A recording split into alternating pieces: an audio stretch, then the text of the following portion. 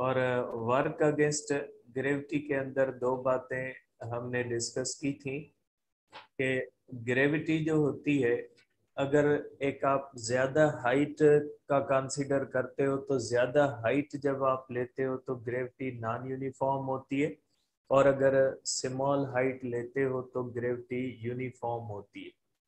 इसलिए अगर किसी भी बॉडी को अगेंस्ट ग्रेविटी अगर छोटी हाइट के लिए हम ले जाएं तो वो work done by constant force होगा, और अगर ज्यादा डिस्टेंस के लिए हम लेंगे तो वो work done by variable force होगा। तो वर्क डन अगेंस्ट ग्रेविटी को हम दोनों सेंसेस में ले सकते हैं। अगर स्मॉलर हाइट है तो स्मॉलर हाइट पे ग्रेविटी के अंदर कोई खास तब्दीली नहीं आती, इसलिए हम work done against gravity bye constant force कहते हैं। और फॉर लार्जर हाइट्स अगर हम कर लेंगे तो लार्जर हाइट्स के लिए ग्रेविटी एक जैसी नहीं रहती, इसलिए हम कहते हैं कि लार्जर हाइट्स के लिए work done against gravity by variable force हो जाएगा। और हमने कल एक जो है वो फार्मूला भी किया था। एक मिनट खाली, फोन पे ही गर्ल्स कॉलेज यार, फोन पे ही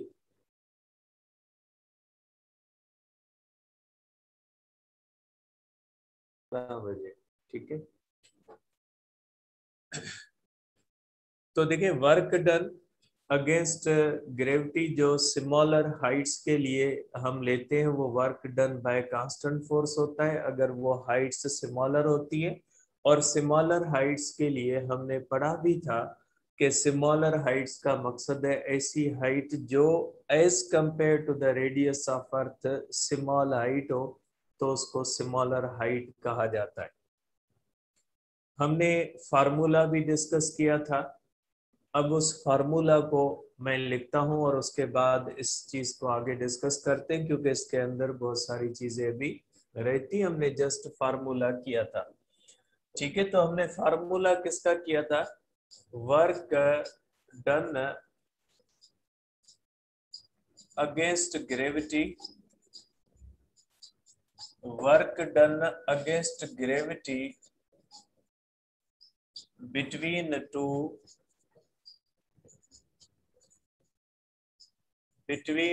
टू क्लोज पॉइंट्स, दो क्लोज पॉइंट्स के दरमियान जो वर्क होता है वो हमने डिस्कस किया था। और उसके अंदर हमने ये बात डिस्कस की थी, उसके अंदर हमने ये बात डिस्कस की थी कि सपोज करें इस तरह से हमने अर्थ ली थी,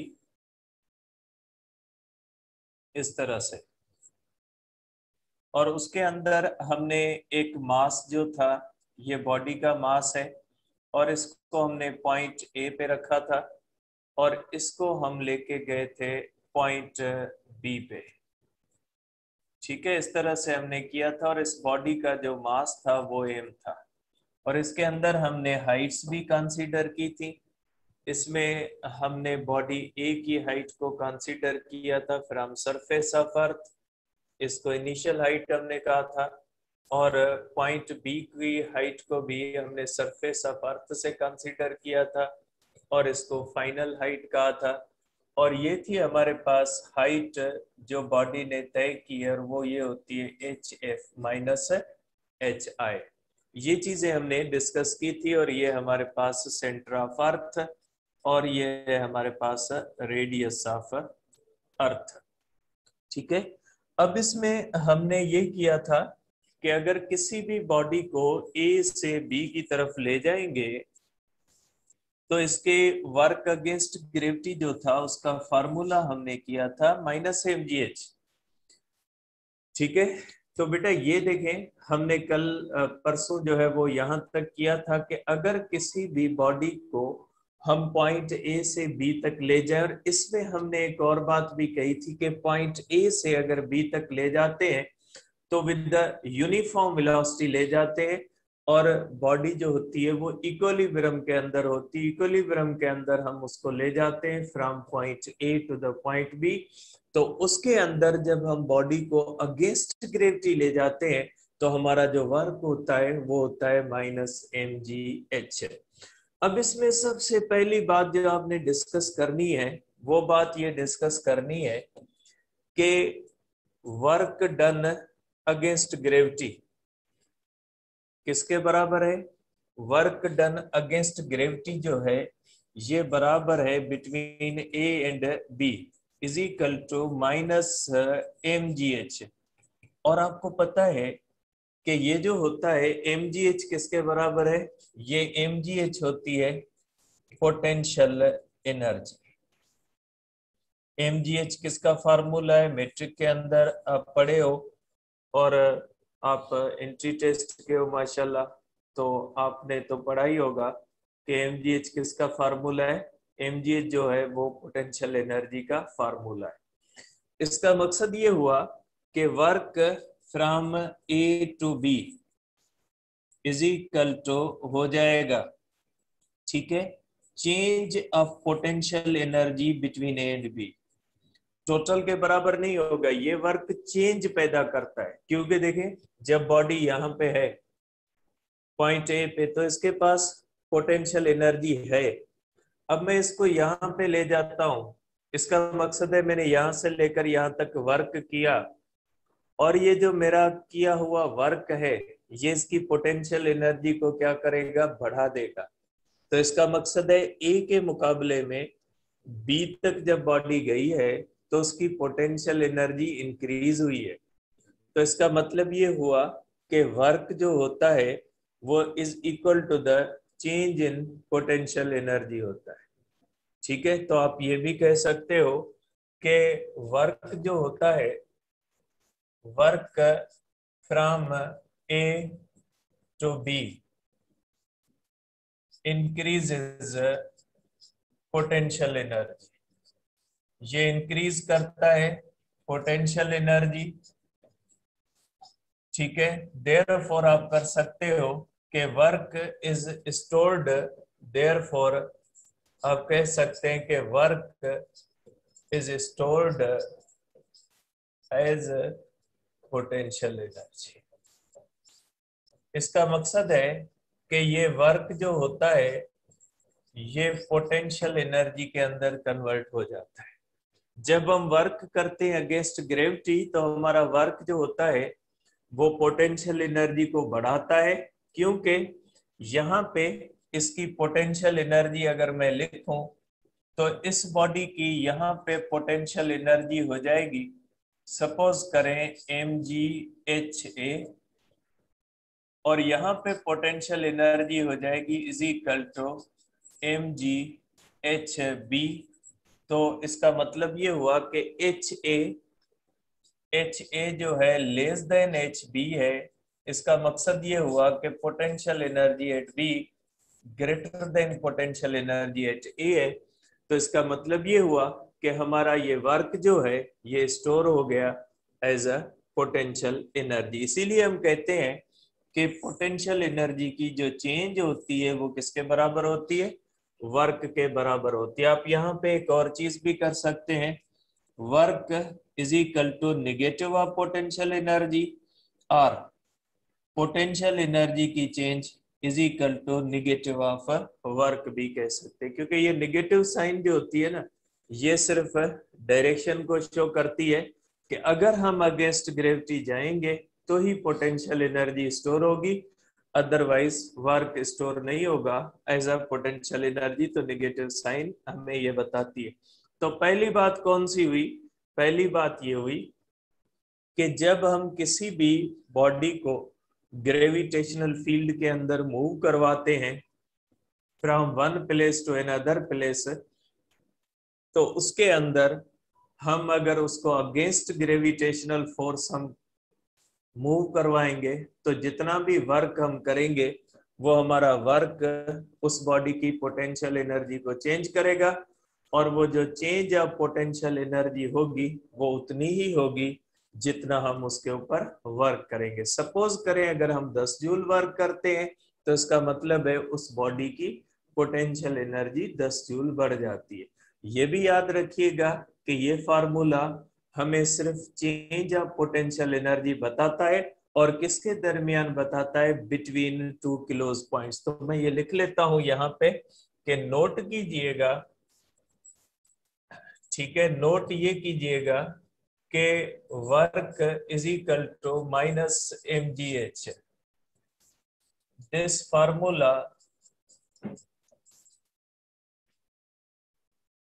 shows difference या increase.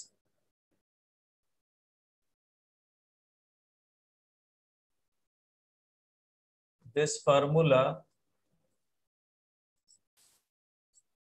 shows that change of potential energy, between two kilos points is equal to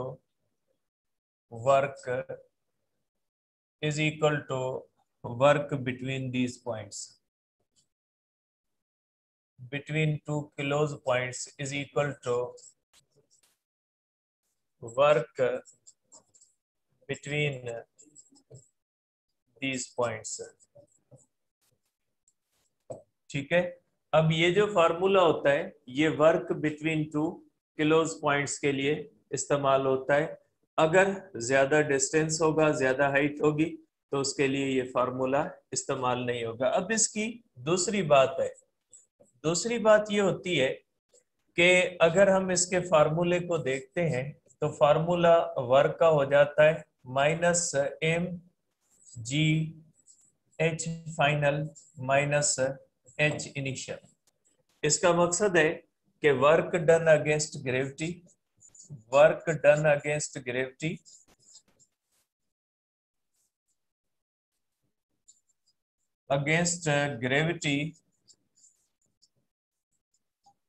depends upon difference between heights.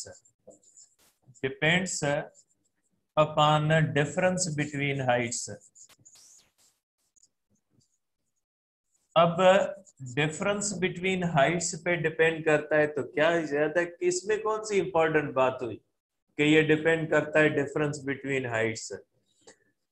देखिए, आपने चैप्टर 3 के अंदर पढ़ा था कि displacement between two bodies is equal to the difference between two position vectors. कोई भी body जब मूव करती है तो मूविंग बॉडी के इनिशियल और फाइनल पोजीशन के पोजीशन वेक्टर्स के दरमियान जो डिफरेंस होता है वो डिस्प्लेसमेंट कहलाता है। ये हमने पढ़ा जो है वो चैप्टर 3 के अंदर कि displacement delta R is equal to r2 minus r1। तो फिर हम यहाँ पे उस चीज को इम्पोर्टेंस इसलिए देते हैं कि ये डिफरेंस बिटवीन हाइट का मकसद क्या होता है। डिफरेंस बिटवीन हाइट का मकसद है कि work depends upon initial and final position. ठीक है, तो इसका मतलब ये हुआ कि work depends upon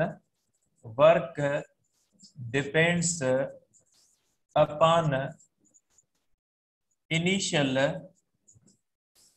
and final positions. क्योंकि ये डिफरेंस ऑफ हाइट्स पे डिपेंड करता है, मींस इनिशियल और फाइनल पोजीशन पे डिपेंड करता है।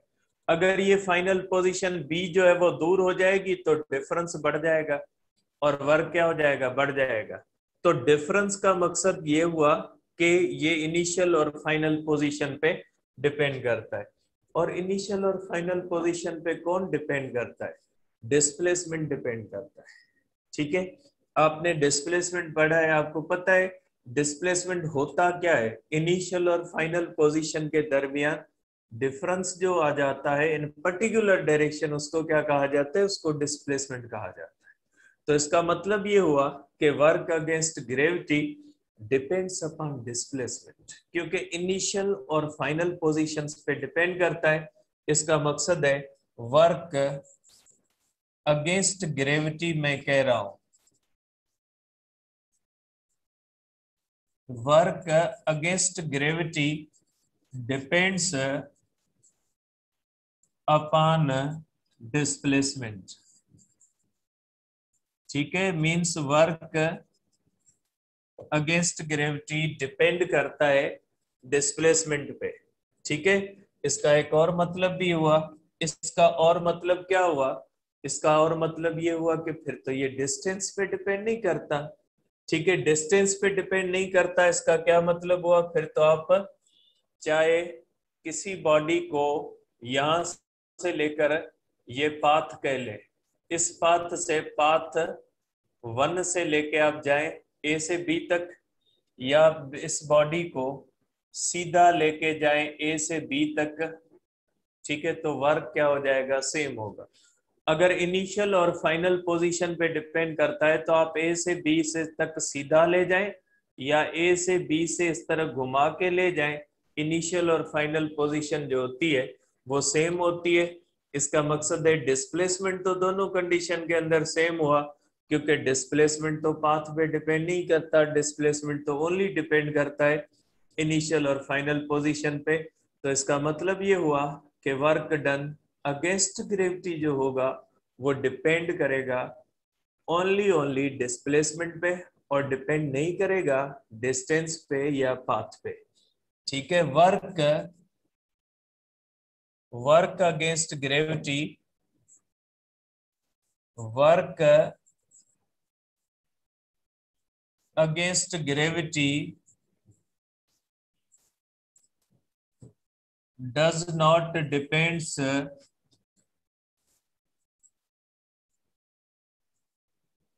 upon path and distance, path और डिस्टेंस पे डिपेंड नहीं करेगी। ठीक है, इसको नेक्स्ट पेज पे मैं बनाता हूं कि कैसे नहीं करेगी। इसका मतलब ये हुआ कि सपोज करें ये हमारे पास एक बॉडी है, ये आप कह ले कि ये अर्थ है, ठीक है, और ये हमारे पास बॉडी ए पे है। अगर इस बॉडी का मास है 1 किलोग्राम, ठीक है, और ये हाइट है यहाँ पे 1 मीटर, इसको हम पॉइंट ए से बी तक ले जाते हैं, बॉडी को हम लेके गए पॉइंट ए से बी तक। अब यहाँ पे मैं 3 पाथ्स लेता हूं। एक पाथ ये हुआ, इधर से मैं घुमा के इसको लेके गया पॉइंट ए से बी तक, पाथ 1 है, ठीक है। और एक पाथ ये हुआ, इस तरह से ये हुआ पाथ 2, ठीक है। और तीसरा पाथ ये हुआ, ये जो रेड कलर का पाथ है ये हुआ पाथ 3, ठीक है।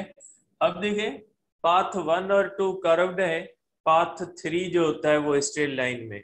लेकिन अगर तीनों कंडीशन में आप देखोगे तो डिस्प्लेसमेंट h के बराबर ही होगा, तीनों कंडीशन में डिस्प्लेसमेंट 1 के बराबर होता है। तो आप इसका वर्क कैसे करोगे, तीनों कंडीशन के अंदर work from A to B along path 1 कर ले तो ये भी हो जाएगा mgh, ठीक है, और ये हो जाएगा -m1 है और g10 है और h1 है, ये हो जाएगा -10 जूल। और work from A to B अगर हम पाथ करते हैं पाथ 2, अगर पाथ 2 करेंगे तो भी -mgh -1 into 10 into 1 -10 जूल।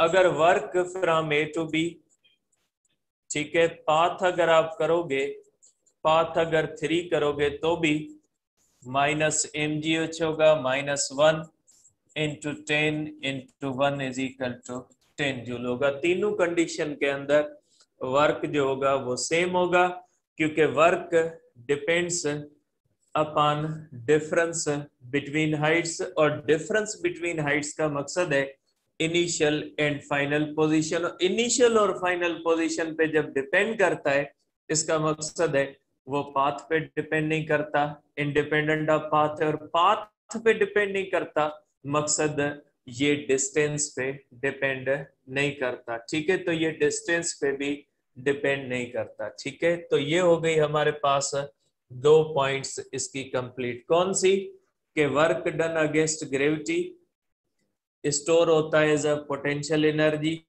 और work done against gravity independent of distance है और डिपेंड करता है डिस्प्लेसमेंट पे।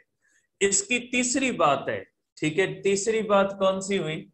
तीसरी बात हुई ये, तीसरी बात ये हुई कि अगर इनिशियल और फाइनल पे डिपेंड करता है, तो अगर बॉडी वापस उसी जगह पे आ जाती है तो फिर तो वर्क को जीरो होना चाहिए।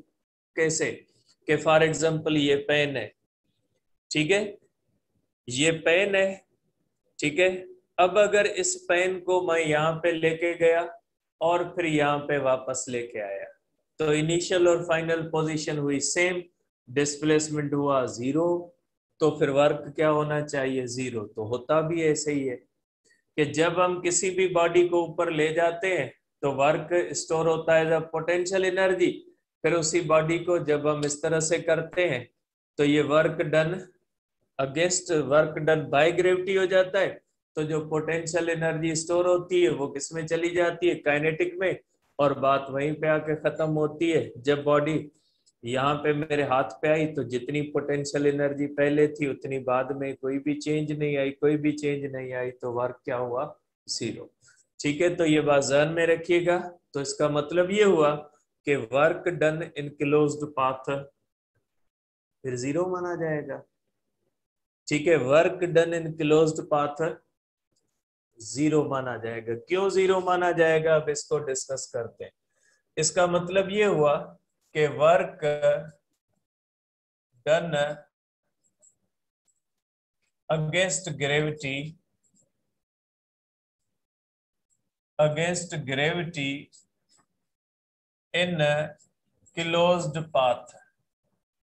क्लोज्ड पाथ का मतलब क्या? क्लोज्ड पाथ का मकसद है initial and final position same हो।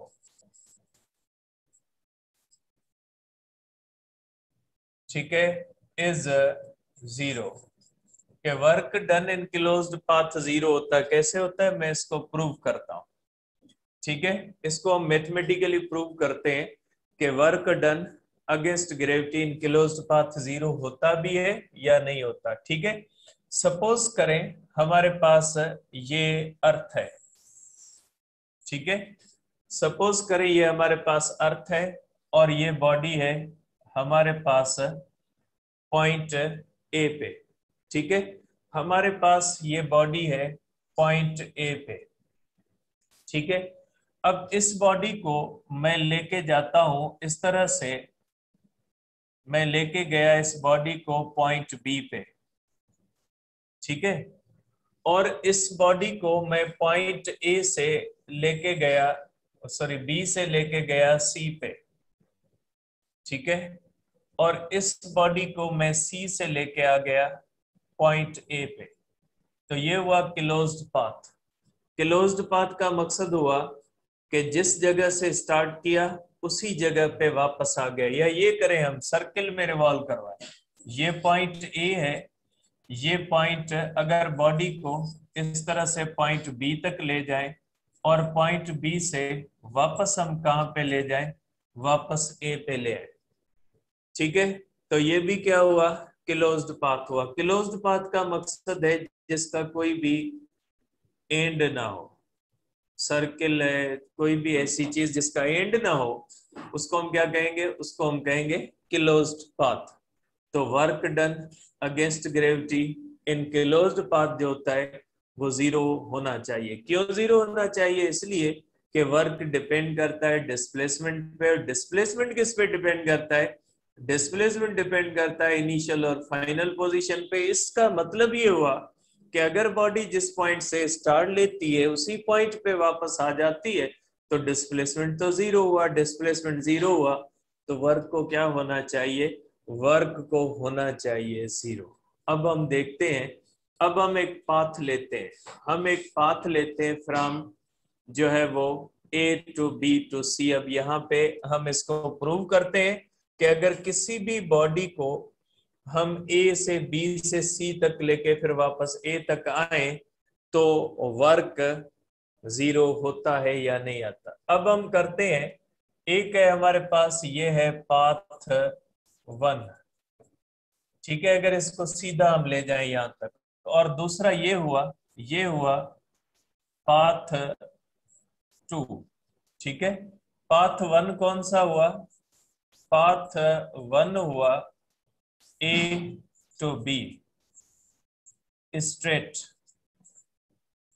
ये हमारा एक पाथ हुआ। और दूसरा पाथ कौन सा हुआ? Path 2 A to B to C.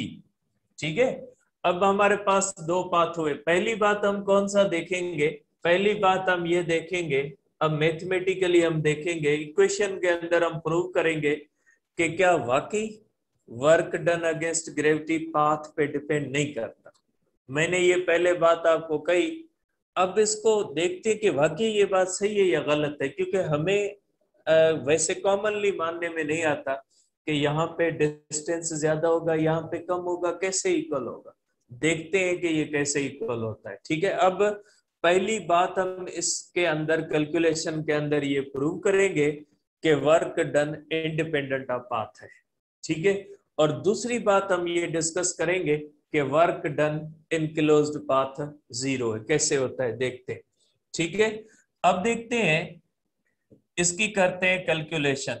ठीक है, अब कैलकुलेशन पहले करते हैं हम पाथ 1 की। ठीक है, पाथ 1 के अंदर हम वर्क कैलकुलेट करेंगे, work from A to B in straight path. अब देखिए, work from A to B is equal to, देखिए बेटा, work from A to B straight हम ले जाते हैं, और स्ट्रेट का हमने फार्मूला पढ़ा है, किसके बराबर हो जाएगा? mgh के बराबर। ये इक्वेशन हम कर चुके हैं बेटा, प्रीवियस इक्वेशन हमने की है ना, जिसमें किसी भी बॉडी को हम सीधा ए टू जो है वो सी, सॉरी ये ए टू सी है पाथ 1 के अंदर, मैंने लिखने में गलती हुई बेटा। ये जो है वो पाथ ए टू सी है बेटा, ये पाथ ए टू सी है। तो ये भी जो वर्क होगा बेटा, ये भी हमारे पास हो जाएगा, ये भी होगा ए टू सी, और ये भी हमारे पास जो होगा ये भी हो जाएगा ए टू सी। ठीक है, ये work from A to C straight path है, और ये किसके बराबर हो जाएगा? Minus mgh। अब हम करते हैं पाथ 2 का। अब पाथ 2 के अंदर हम देखते हैं कि पाथ 2 के अंदर क्या होगा। और ये पाथ 2 कौन सा है? पाथ 2 के अंदर work from A to C ही होता है, क्योंकि A to B to C होगा।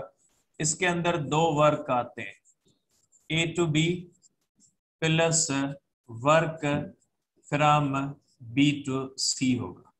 ये पाथ जो 2 है, ये देखें, ये जो पाथ 2 है, इसमें पहले हम ए टू बी ले जाएंगे और बी टू सी ले जाएंगे। अब देखिए बेटा, जब बॉडी को हम ले जाते हैं इस तरह से, तो देखिए बॉडी का डिस्प्लेसमेंट का डायरेक्शन ये होता है। हम ग्रेविटी ले रहे हैं तो फोर्स ऑफ ग्रेविटी का डायरेक्शन ये होगा। ठीक है, तो अब देखिए, जब बॉडी को इस तरह से हॉरिजेंटली मूव करवाते हैं, डिस्प्लेसमेंट ये, ग्रेविटी ये, दोनों के दरमियान एंगल क्या होती है? 90 degree.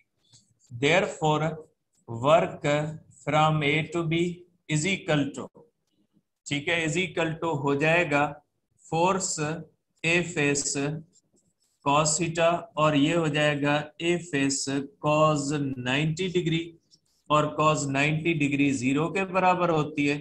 Therefore work from A to B 0 हो जाएगा।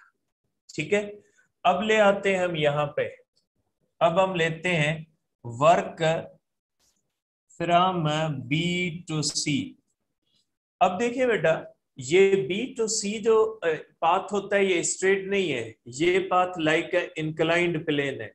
अब चैप्टर 3 के अंदर आपने इंक्लाइंड प्लेन पढ़ी है, और इंक्लाइंड प्लेन पे आपने क्या पढ़ा है कि जब कोई भी बॉडी इंक्लाइंड प्लेन के ऊपर मूव करती है, ठीक है, अब एक बात यहां पे ध्यान में रखें, सपोज करें एक बॉडी को सीधा स्ट्रेट ऊपर ले जाने में और एक बॉडी को इंक्लाइंड प्लेन पे ले जाने में क्या फर्क है?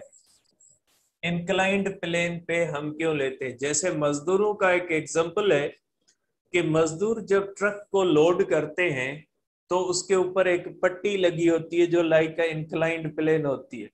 कोई रास्ते की चढ़ाई होती है तो उसको इंक्लाइंड प्लेन की तरह बनाया जाता है, सीधा क्यों नहीं बनाया जाता? घर के अंदर जो स्टेयर्स होते हैं, सीढ़ी होती है, वो भी इस तरह इंक्लाइंड की तरह बनाई जाती है, सीधी क्यों नहीं बनाई जाती? ठीक है, तो सीधी इसलिए नहीं बनाई जाती कि सपोज करें ये बॉडी है, इसका वेट 10 न्यूटन है, अगर इसको मैं सीधा ऊपर उठा के जाऊंगा तो मुझे 10 न्यूटन फोर्स कम से कम लगानी पड़ेगी, क्योंकि इसका वेट 10 न्यूटन है। तो 10 न्यूटन को स्ट्रेट ऊपर ले जाने के लिए मुझे 10 न्यूटन लगानी पड़ेगी, क्योंकि इसका वेट डाउनवर्ड है, मैं इसको अपवर्ड लेके जा रहा हूं। अगर इसी चीज को मैं इस तरह इंक्लाइंड प्लेन के ऊपर लेके जा रहा हूं, तो इंक्लाइंड प्लेन पे हमें वेट के एक कंपोनेंट के खिलाफ जाना पड़ता है, वेट के खिलाफ नहीं जाना पड़ता, उसके अंदर वेट का एक कंपोनेंट W साइन थीटा होता है, उसके अगेंस्ट जाना पड़ता है। तो इंक्लाइंड प्लेन पे किसी भी चीज को ऊपर ले जाना आसान होता है, क्योंकि उस वक्त हमें फोर्स कितनी लगानी होती है, वो लगानी होती है W साइन थीटा के बराबर, जबकि स्ट्रेट अप के अंदर हमें कितनी फोर्स लगानी होती है, हमें लगानी पड़ती है W के बराबर। तो दोनों में फर्क है, इसलिए हम इंक्लाइंड प्लेन इस्तेमाल करते हैं। अब देखें, अब यहां पे ये बॉडी ऊपर जा रही है, इसका वेट ये हुआ वेट W, अब ये हुआ डिस्प्लेसमेंट का डायरेक्शन। अब वेट के हुए दो कंपोनेंट, एक वेट का कंपोनेंट W cos थीटा है और दूसरा वेट का कंपोनेंट W sin थीटा है। अब ये अगर आपको नहीं आते तो अब इंक्लाइंड प्लेन पढ़ लिए, ठीक है। तो अब देखें, यहाँ पे जब बॉडी ए बी टू सी जाती है तो किसके खिलाफ जा रही है? W साइन थीटा के खिलाफ जा रही है। जब बॉडी स्ट्रेट ऊपर जाती है तो बॉडी जाती है वेट के खिलाफ, जब बॉडी ऊपर स्ट्रेट जाती है तो वेट के खिलाफ जाती है, जब बॉडी इंक्लाइंड प्लेन पे जाती है तो वेट के कंपोनेंट के अगेंस्ट जाती है, ठीक है। अब ले ले आप इसको, work from B to C is equal to F S cos theta. तो यहाँ पे ये हो जाएगा एफ हो जाएगा वेट का एक कंपोनेंट, यहाँ पे फोर्स हो जाएगी W साइन थीटा, क्योंकि हम बॉडी को डिस्प्लेसमेंट जो तय करवा रहे हैं W साइन थीटा के अगेंस्ट करवा रहे हैं, और डिस्प्लेसमेंट हो जाएगा ए बी और सी की लेंथ के बराबर। जितनी बी और सी की लेंथ होगी बॉडी का डिस्प्लेसमेंट उतना होगा, इनटू कॉस, कॉस किसके दरमियान? डिस्प्लेसमेंट और फोर्स, यहाँ पे फोर्स W साइन थीटा है तो इनके अगेंस्ट ये हो गया 180 हो गया। अब देखिए, आपको पता है कि ये इस ट्रायंगल का बेस है, ठीक है, और ये इस ट्रायंगल का परपेंडिकुलर है, और ये परपेंडिकुलर किसके बराबर है? हाइट के, ठीक है, और ये इसका हाइपोटेन्यूस है।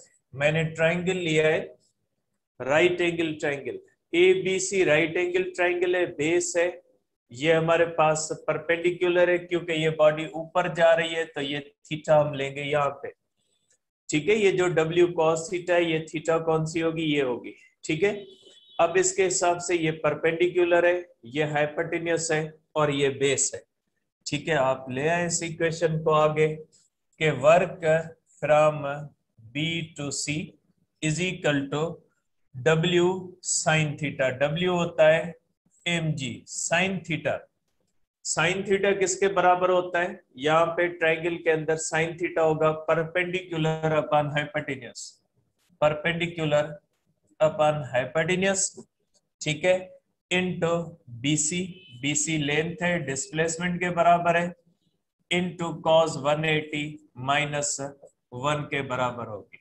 तो work from B to C is equal to हो जाएगा mg, परपेंडिकुलर, परपेंडिकुलर किसके बराबर है? हाइट के, हाइपोटेन्यूस, हाइपोटेन्यूस बराबर है BC के, ठीक है, इनटू BC, और ये हो जाएगा -1, BC BC में कैंसल, तो work from B to C is equal to minus आएगा आगे mgh हो गया।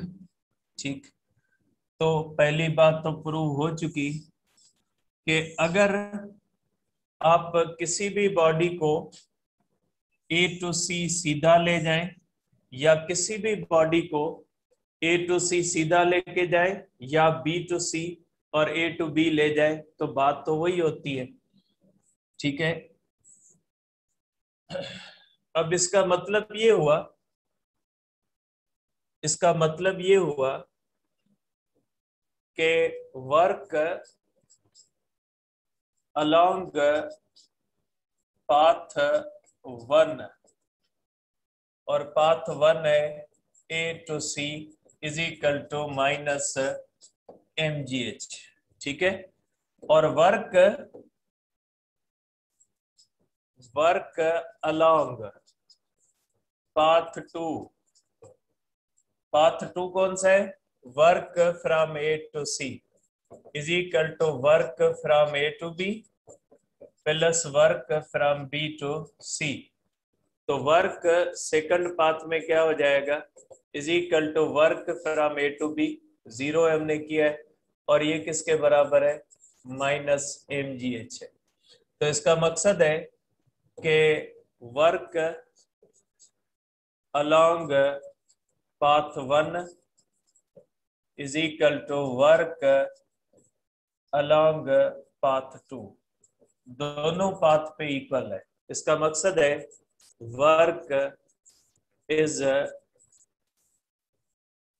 Independent of path. वर्क किसके इंडिपेंडेंट है, पाथ के। देखिए मैथमेटिकली है, अगर मैथमेटिक्स अपनी नहीं बनाइएगा, आप कोशिश करते हैं हर चीज अपनी बनाने की, लेकिन मैथ आपसे नहीं बनेगी। ठीक है, इसलिए उसके अंदर ट्राई नहीं कीजिएगा।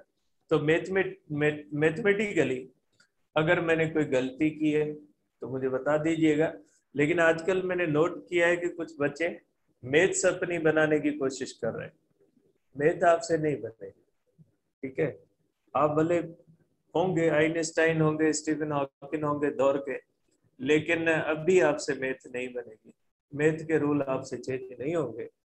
जब आप बड़े बन जाओगे, बहुत बड़े बन जाओगे, तो फिर चेंज कर लीजिएगा, लेकिन अभी आपसे मैथ चेंज नहीं होगी। इसलिए मैथ के रूल को चेंज नहीं करें, फिजिक्स आपकी मर्जी है, उसको जैसे डिफाइन करे करते फिरे, लेकिन मैथमेटिक्स के कम से कम रूल्स को न छेड़ा करे, वो आपके बस की बात नहीं है। ठीक है, बाकी फिजिक्स बेचारी है, उसको आप चेंज करते रहे, रूल अपनी तरफ से बनाते रहे कि हम ये सोचते हैं, आप सोचते रहे, कोई मसला नहीं है।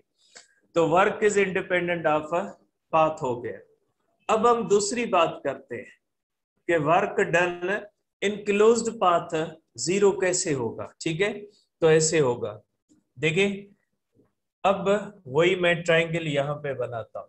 ठीक है बेटा, वही ट्राइंगल बना के उस बात को, क्योंकि हमने अब कैलकुलेशन सारी कर ली है, सिर्फ हमने इस ट्राइंगल के ऊपर डिस्कस करना है। ठीक है, अब ये हमारे पास पॉइंट ए है, ये पॉइंट बी है और ये पॉइंट सी है। ठीक है, अब अगर हम क्लोज्ड पाथ देखते हैं तो क्लोज्ड पाथ का मकसद क्या हुआ, क्लोज्ड पाथ का मकसद हुआ work from A to B, sorry, work from A to A is equal to work from A to B plus work from B to C plus work from C to A. तो ये हुआ closed path कि अगर हम क्या करें, हम ए से बी की तरफ जाए, बी से सी की तरफ जाए, सी से वापस ए तक आ जाए, तो ये वर्क इन क्लोज्ड पाथ हुआ। ठीक है, तो ये वर्क इन क्लोज्ड पाथ हुआ, तो work from A to A, work from A to B plus work from B to C plus work from C to A. अब देखिए हमने किया है बेटा कि work from A to A in closed path is equal to work from A to B 0 के बराबर है, वर्क ए टू जो है वो B, work from A to B 0 के बराबर है बेटा, ये देखते हैं आप।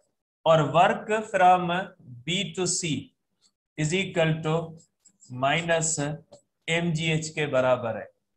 अब देखिए बेटा, यहां पे work from A to C, A to C है -mgh के, अगर सी टू ए करेंगे तो ये हो जाएगा mgh।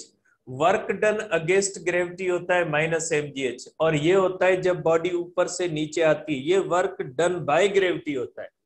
ये वर्क पॉजिटिव होता है और ये वर्क क्या होता है, निगेटिव होता है। Work done against gravity negative होता है, वर्क डन बाय ग्रेविटी जो होता है वो पॉजिटिव होता है। ठीक है, तो from C to A is equal to हो जाएगा mgh, क्योंकि A to C -mgh, C to A +mgh।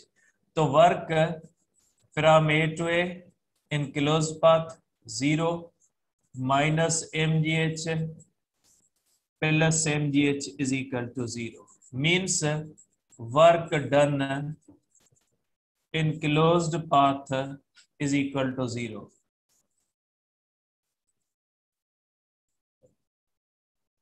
ठीक है, अब यहाँ पे ये बात जो होती है ये सिर्फ ग्रेविटी के लिए या कंजर्वेटिव फोर्स के लिए, लेकिन ये बात आप फ्रिक्शन के लिए अप्लाई नहीं कर सकते कि सर फ्रिक्शन के अंदर हम इस तरह से लेके जाएं बॉडी को वापस अपनी जगह पे ले आए तो क्या वर्क 0 होगा? नहीं होगा।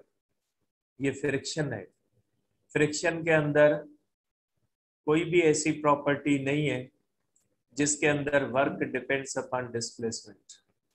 Work done against friction displacement पे डिपेंड नहीं करता। ठीक है, ये एक अलग चीज है। अब ये यहाँ पे 3 बातें तय हुई आज। कौन सी? कि work done against gravity store होता है एज अ पोटेंशियल एनर्जी।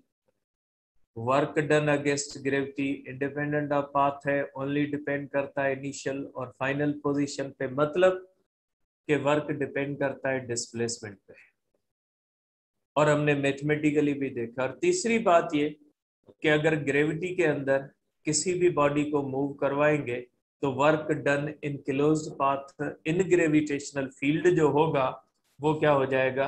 वो 0 हो जाएगा। Work done in closed path इन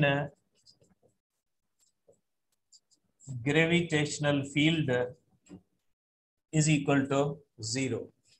ठीक है, अब आ जाते हैं हमारी आखिरी पॉइंट पे।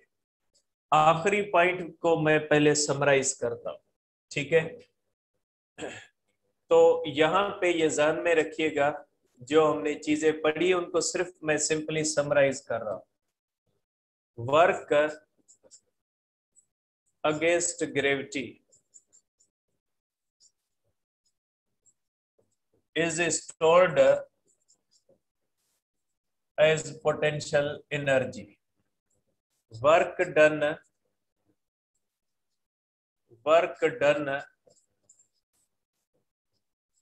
against gravity depends upon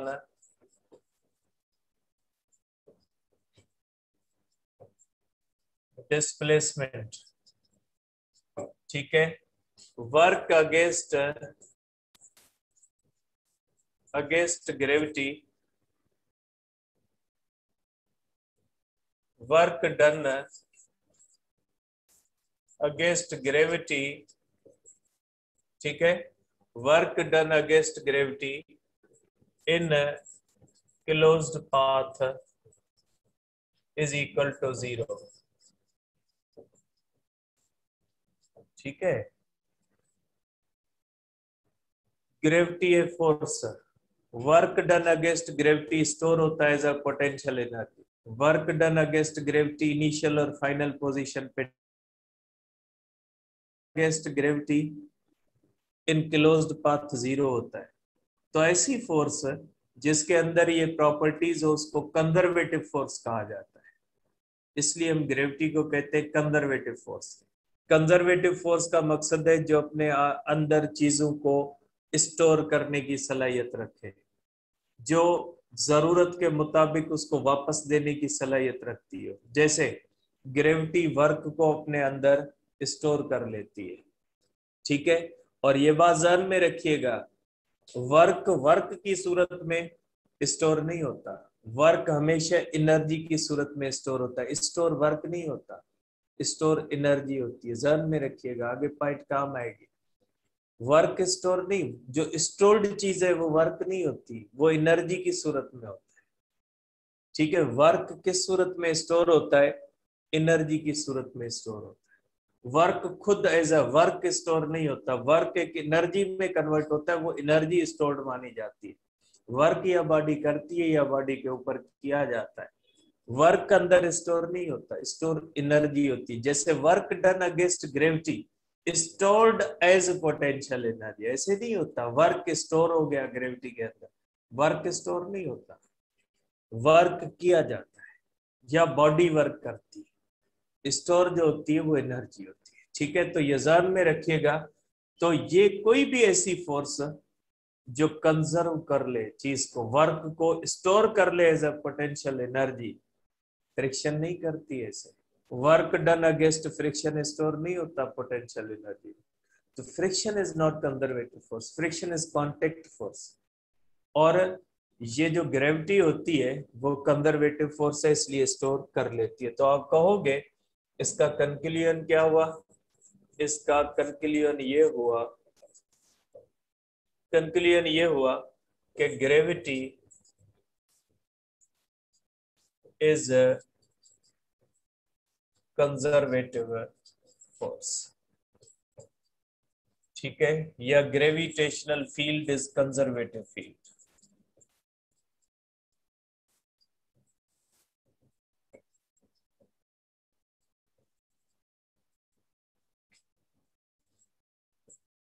conservative field mostly field forces are conservative forces.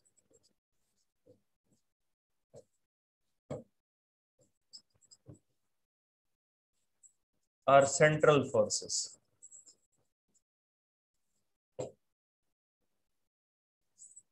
Are also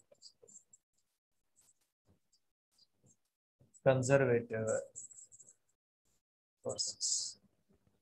अब फील्ड फोर्सेस कौन सी होती है? ग्रेविटेशनल फील्ड होती है, जो दूर से लगती है उनको फील्ड फोर्सेस कहा जाता है। फ्रिक्शन दूर से नहीं लगती, फ्रिक्शन कांटेक्ट फोर्स है। जब तक कांटेक्ट नहीं होगा तब तक फ्रिक्शन नहीं लगेगी। Friction is not a field force, इसकी कोई फील्ड नहीं बनती। फील्ड दूर से चीजों को फोर्स लगाती है। ग्रेविटी की फील्ड है, दूर से मास मास को टच करने के सिवा लगाता है फील्ड फोर्स है। इलेक्ट्रोस्टैटिक फोर्स फील्ड फोर्स है, टच करने के सिवा। Magnetic force field force. तो ऐसी फोर्स जो फील्ड फोर्स होती है, ठीक है, जो फील्ड फोर्स होती है ना वो कंजर्वेटिव होती है। फ्रिक्शन कंजर्वेटिव नहीं है क्योंकि फील्ड फोर्स नहीं। और वो फोर्स जो सेंट्रल होती है, सेंट्रल का मकसद है सेंटर टू सेंटर एक्ट करती है। Gravity centre to centre act करती है, electrostatic force centre to centre act करती है। Friction centre to centre act नहीं करती, सरफेस टू सरफेस करती है। फ्रिक्शन कांटेक्ट फोर्स है, सरफेसेस के दरमियान होती है, सेंटर्स के दरमियान नहीं होती। ठीक है, तो याद रखिएगा कि ये सारी की सारी प्रॉपर्टीज ग्रेविटी के अंदर है। मींस ग्रेविटी कंजर्वेटिव फोर्स है, मींस ग्रेविटी एनर्जी को वर्क में कन्वर्ट कर सकती है, वर्क को एनर्जी में कन्वर्ट कर सकती है। प्रॉपर्टी है कंजर्वेटिव फोर्सेस की। कंजर्वेटिव फोर्सेस अपने अंदर एनर्जी को, वर्क को जकड़ के एनर्जी की सूरत में स्टोर कर लेती है। ठीक है, तो ये अपना वर्क डन अगेंस्ट ग्रेविटी का टॉपिक कंप्लीट होता है, बिटवीन टू क्लोज पॉइंट्स वाला। इसमें सिर्फ एक बात रहती है जो पहले बतानी थी, लेकिन अब आपको लास्ट में बता देता हूं। तो डिफरेंस बिटवीन हाइट्स पे जब वर्क डिपेंड करता है ना, तो इसका मतलब है कि हाइट्स आप सरफेस ऑफ अर्थ से लो या सेंटर ऑफ अर्थ से लो, कोई फर्क नहीं पड़ता। कैसे? अब इसको देख लें, ये एक छोटी सी पॉइंट है जो एसटीबी के अंदर लिखी हुई है, मैं उसको आपको बता देता हूं। देखिए, रेडियस ऑफ अर्थ होता है 6400 किलोमीटर होता है। अब सपोज करें एक बॉडी है, उसको, वो सरफेस ऑफ अर्थ पे है, या इसको भले वो सेम पैटर्न में ले जाए। सपोज करें ये पॉइंट ए पे है और पॉइंट ए की इनिशियल हाइट है 100 किलोमीटर। ठीक है, अब इसको मैं ले जाता हूं पॉइंट बी पे, और पॉइंट बी की हाइट सरफेस ऑफ अर्थ से 200 किलोमीटर। ठीक है, अब ये हुई हाइट। अब अगर सरफेस ऑफ अर्थ की बात करें, with respect to the surface of earth, अगर with respect to surface of earth